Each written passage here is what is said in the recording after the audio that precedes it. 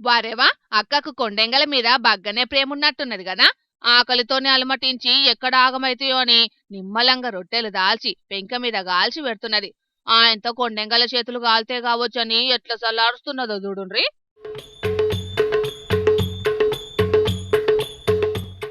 ఆ మంచిగుదక్క.